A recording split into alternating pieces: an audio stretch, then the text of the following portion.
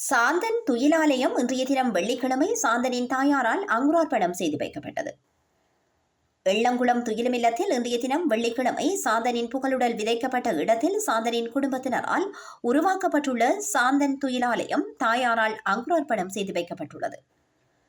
அரசாங்கங்களாலும் அரசியலாலும் சட்டத்தாலும் கடவுள்களாலும் 33 ஆண்டுகள் ஏமாற்றப்பட்டு ஒரு தாயின் ஏமாற்று அடையாளமாக உருவாக்கப்பட்டுள்ளதாக குடும்பத்தினர் தெரிவித்தனர். இந்திய முன்னாள் பிரதமர் ராஜீவ்காந்தி கொலை வழக்கில் கைதாகி சுமார் 32 வருடங்களுக்கும் மேலாக சிறைச்சாலைகளில் தடுத்து வைக்கப்பட்டு விடுதலையான சாந்தன் திருச்சி சிறப்பு முகாமில் குடிவரவு சட்டத்தின் கீழ் கடந்த 2023ஆம் ஆண்டு முதல் திருச்சி சிறப்பு முகாமில் தடுத்து வைக்கப்பட்டிருந்த காலப்பகுதியில் கடந்த 2024ஆம் ஆண்டு பிப்ரவரி மாதம் 28ஆம் தேதி காலமானார்.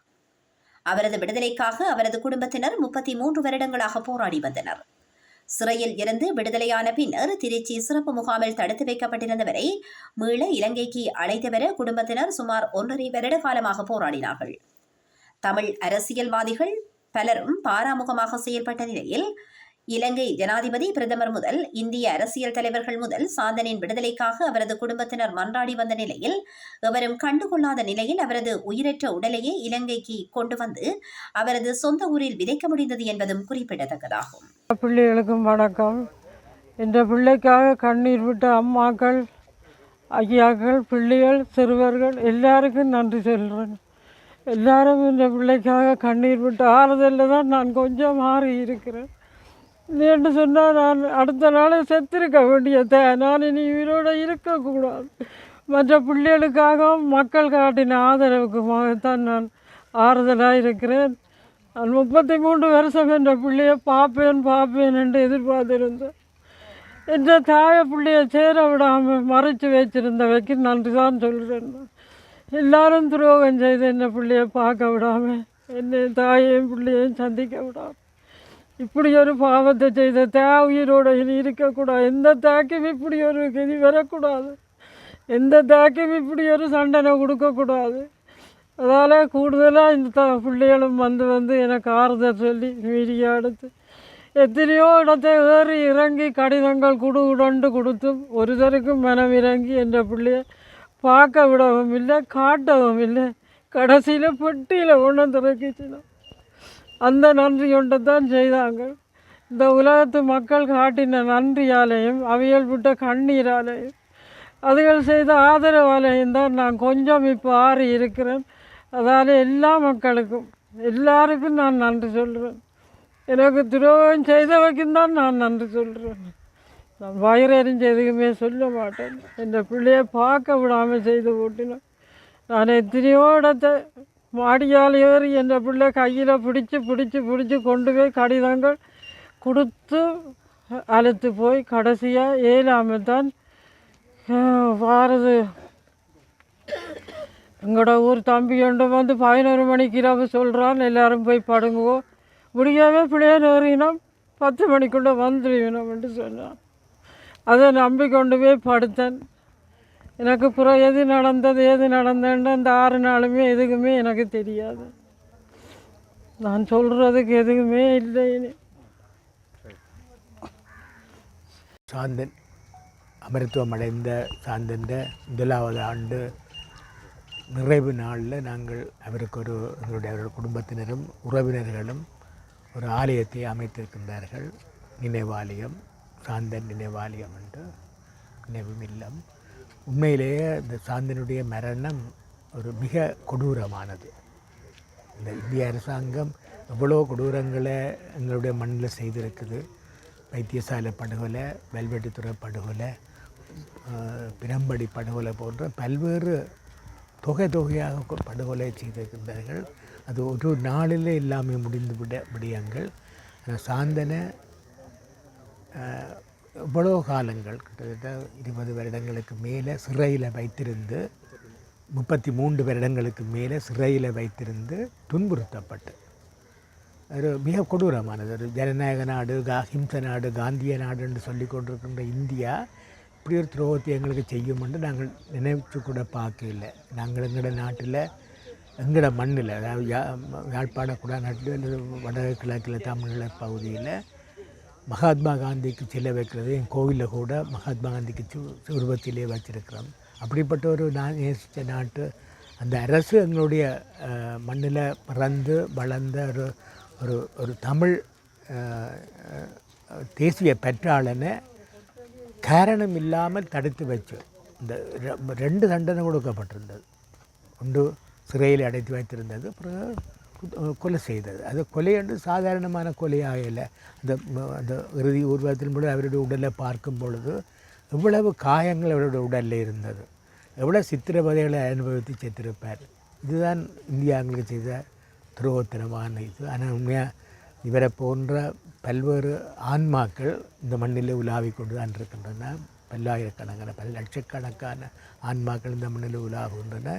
இதற்கான தீர்வு இன்றைக்கு ஒரு நாளைக்கு வரும். வார ஞாயிற்றுக்கிழமை கூட வடமராட்சி ஊடக இல்லத்தில் வெல்வெடித்துறை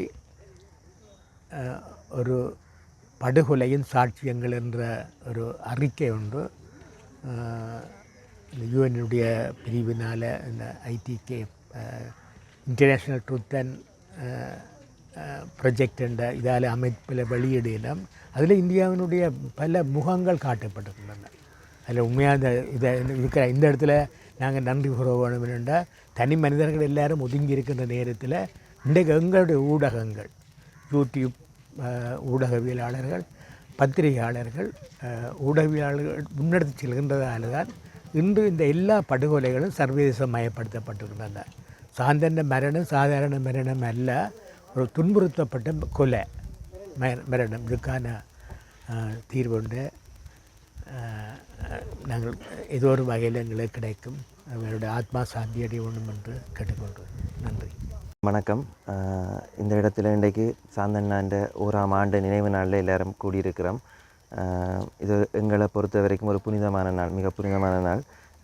இன்றைய இந்த காலை இந்த நேரம் நான் இப்போ விமான நிலையத்தில் ஒளிச்சு ஓடி வந்து கொண்டிருக்கிற நேரம் இது.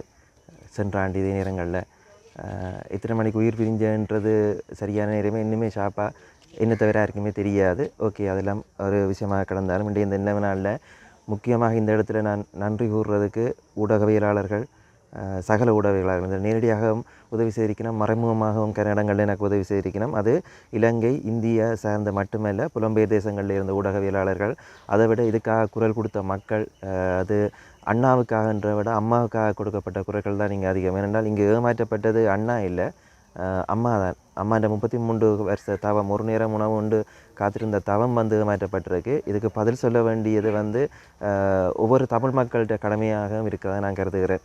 அண்ணாவுடைய இழப்புக்கு பதில் சொல்ல வேண்டியவர்களாக அது நானாகவும் இருக்கலாம், அல்லது ஒவ்வொரு தமிழ் மகனாகவும் இருக்கலாம்.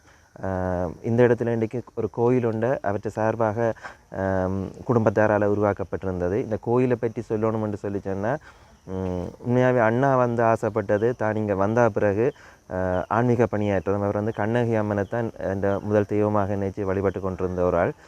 இப்படி ஒரு கண்ணகி அம்மன் சார்ந்த ஒரு கோயிலை அமைச்சு தனது காலம் முழுக்க பராமரிக்கணும், தனது அதோட வாழணும் என்று சொல்லி ஆசைப்பட்டவர். கடைசியாக அந்த கோயிலில் அவர் தெய்வமாவர் என்று சொல்லி யாருமே எதிர்பார்த்திருக்கையில் இன்றைக்கு அவற்றை எண்ணப்பாட்டின்படி தான் எங்களோட மைத்துனர் அவர் 2014 நேரடியாக பராமரித்து கொண்டிருந்த மைத்துனர் தான். அவற்றை மூப்பில் அவரால் இந்த கோயில் உருவாக்கப்பட்டிருந்தது. எங்களை பொறுத்த வரைக்கும் இந்த குடும்பம் எப்போவுமே இந்த கோயிலாகத்தான் இந்த கருத்தில் கொள்ளும். இந்த கோயில் உள்ளார்ந்த விஷயங்கள் நான் நினைக்கிறேன் ஜூலை ஆகஸ்ட் அளவில் சிலை அங்குரார்ப்பண நிகழ்வு ஒன்று இடம்பெறும். அப்போவும் இதே மக்களும் ஊடகவியலாளர்களும் இதை ஆதரவு தரணும்னு சொல்லி கேட்டுக்கொள்கிறேன். மீண்டும் அண்ணாவுக்காக குரல் கொடுத்த எல்லாருக்கும் நன்றி சொல்கிறதோட, இந்த குரல் அண்ணாவுக்காக அடங்கி போக வேண்டிய குரல் இல்லை, அண்ணா அடங்கிட்டாருண்டாக்காக அடங்கி போக வேண்டிய குரல் இல்லை. இன்னும் எத்தனையோ எங்களுடைய மக்கள்கள் சிறப்பு முகாம்களிலும் சிறைகளிலும் மண்ணுக்காகவும் ஈழத்துக்காகவும் போய் தவம் இருக்கிறார்கள் தான் சொல்ல வேண்டும். அது அவர்கள் ஏதோ ஒன்றுக்காக தவம் இருக்கிறார்கள், அவர்களுக்காக அவர்கள் குடும்பம் தவம் இருக்கிறது. அந்த குடும்பங்களுக்காக எங்கள் குரல்களை ஓயாமல் என்றைக்குமே நாங்கள் கொடுத்தபடி இருக்கணும்னு சொல்லி கேட்டு விடைபெறேன். நன்றி. எல்லாருக்கும் வணக்கம். நான் கிட்டத்தட்ட 34 வருஷம் சாந்தனோட இருந்துக்கிறேன். இந்த சந்தர்ப்பத்தில் நிறைய உண்மைகளை சொல்லணும். நான் ஏற்கனவே சொல்லிட்டேன்னு நினைக்கிறேன். சில விஷயங்கள் வெளியே வரல, அதெல்லாம் தேவையில்லைன்னு நான் நினைக்கிறேன். ஒன்று மட்டும் சொல்ல விரும்புகிறேன். சாந்தன் வந்து அவர் நோய் வந்தோ அவரோட இறப்பு ஒரு இயற்கையான இறப்பு இல்லை. அதை என்ன உறுதியாக சொல்ல நாங்கள் எல்லோரும் சொல்லப்போனால் நாங்கள் எல்லோரும் சேர்ந்து அவரை கொண்டுட்டோம்னு தான் சொல்லணும். எல்லோரும் சேர்ந்து கொண்டுட்டோம்னு தான் சொல்லணும். இந்த ஒரு வரியை தவிர நான் அதை அரசு சம்மந்தமாக எதுவும் கரைக்க விரும்பலை. அடுத்தது வந்து நான் வந்து வாழ்க்கையில் வந்து நிறைய படிச்சுக்கிறேன் துறவிகளை பற்றி. நான் ஒரு துறவியோட வாழ்ந்துருக்கிறேன். அதுவும் கடைசி 10 வருஷம், கடைசி கடைசி ஒரு 6 மாதம் 7 மாதம் வந்து நானும் ஆன்மீகத்தில் ரொம்ப தீவிரமாக இருந்தவன் தான். இந்த துறவண்டா என்னன்றதை படித்து தெரிஞ்சுக்கிறது அனுபவ ரீதியாக நேரடியாக நான் சாந்தனிட்ட தான் கற்றுக்கொண்டேன். ஒரு துறவி என்ன எப்படி வாழணுமன்றதை அவர்கிட்ட கற்றுக்கிட்டேன். அவர் சாதாரண ஆத்மா இல்லை. அடிக்கடி சொல்லுவார் தனக்கு அடுத்த பிறப்பு இல்லையண்டு. நான் ஆரம்பத்தில் ஏற்றுக்கலை. கடைசி 3 மாதத்தில் அதை அவர் நிரூபிச்சுட்டு போயிட்டார். நாங்கள் எல்லோரும் நினைக்கிறோம் அவர் இறந்துட்டாருண்டு. ஒரு சராசரி மனுஷனை பார்த்தா அவர் இறந்துட்டார். அவர் ஒரு தூய ஆத்மா பார்த்தோம்னா அவர் இறக்கலை. அதான் மட்டும் நான் சொல்லுவேன். அவர் இறக்கலை இருக்கார், இப்பவும் இருக்கார். அவர் வேறு என்ன நிறைய கதை கொண்டு நிறைய சொல்லணும். இந்த சந்தர்ப்பத்தில் கதைக்க முடியலை. திரும்பவும் சொல்கிறேன், அம்மாட இல்லாமல் அவன் இன்றைக்கி இவ்வளோ இருக்கிறது அது அவரோட சக்தி தான். இன்றைக்கி அவங்க அம்மா இவ்வளோ இன்றைக்கி அது இருக்கிறான்னு சொன்னால் அது சாந்தன் இறைவனுக்கு கொடுத்த சக்தியாக தான் அவங்க அம்மா இன்றைக்கு கொஞ்சமாவது 2 கதைக்கக்கூடிய தலைமையில் இருக்கிறாங்க. ஏன்னா சாந்தன் வந்து அவங்க அம்மா பற்றி எப்படி உணர்ந்தார், ஃபீல் பண்ணாருன்றது எனக்கு தெரியும். அவரோட அம்மாவோட ஒரு சின்ன அழுக சத்தம் கூட தாங்க முடியாதவர். அழுதாலே தான் கதைக்க மாட்டேன், பார்க்க மாட்டேன்ட்டு வந்து என்னோடய சண்டையெல்லாம் போட்டிருக்காரு. அந்தளவுக்கு அந்தளவுக்கு அவங்க அம்மா மேலே ரொம்ப பாசமும் ரொம்ப ஒரு நான்லாம் தாங்குவேன். அதெல்லாம் அவருக்கு அந்த சக்தி இல்லை. அம்மா அழுதா தாங்குகிற சக்தி அவருக்கு இல்லை. அந்தளவு அவங்க அம்மாவில் இருந்தார். இன்றைக்கு அவர் அந்த இறைவன் மேலே காட்டின இறைப்பணி பக்தி அதெல்லாம் தான் அவங்க அம்மா ஸ்டடியாக வச்சுருக்கு, உறுதியாக வச்சுருக்குன்னு நினைக்கிறேன். நான் எங்கள் மக்களை கொண்டு சொல்ல விரும்புகிறேன். இந்த அரசியல் அதுக்கெல்லாம் நான் ஒன்று வர விரும்பலை. சாந்தன் மாதிரி அம்மாக்களோ கைவிட்டுறக்கூடாது. யாரும் கைவிட்டுட்டோம், இனியும் அந்த தப்பை பண்ணக்கூடாது. நாங்கள் மிகப்பெரிய தப்பிட்டோம்.